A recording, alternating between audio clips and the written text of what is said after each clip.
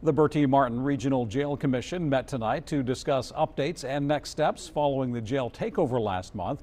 Charlene Richards is live in the studio now with more. Charlene? Dave, it's been 3 weeks since the jail takeover, which closed the facility. And tonight I spoke with Jail Commission board members and Bertie County Sheriff Tyrone Ruffin, who shared with me next steps, including where recent arrestees will be placed and their commitment to public safety. After inmates took control of Bertie-Martin Regional Jail last month, the Jail Commission met Tuesday to discuss updates and next steps. The facility remains closed and inmates are being housed in state facilities.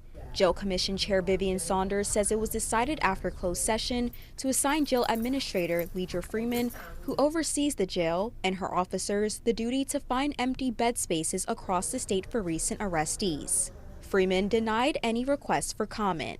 After they're being arrested, we have to send them somewhere because the regional jail is not functional right now. And so we need to make sure that there's any empty spaces across the state that we can send them to. Their role is to call all 100 jails every day. She says detention officers employed at the jail will be paid for the month of July and says they haven't stopped working. I was so proud of them. They cleaned the yard. They cleaned up the mess in the jail. They were very adamant about getting their workspace back. With an investigation still ongoing by the SBI, Sheriff Tyrone Ruffin says those involved will be charged and public safety remains their biggest priority.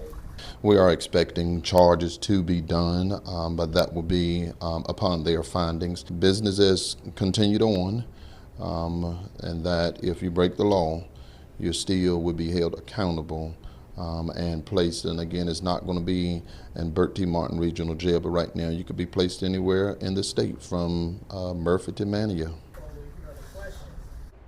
And with the investigation still ongoing, Saunders says they are working to make sure the jail will reopen and working with the state inspector on making sure the jail is better for the future. Dave? All right, thanks, Charlene.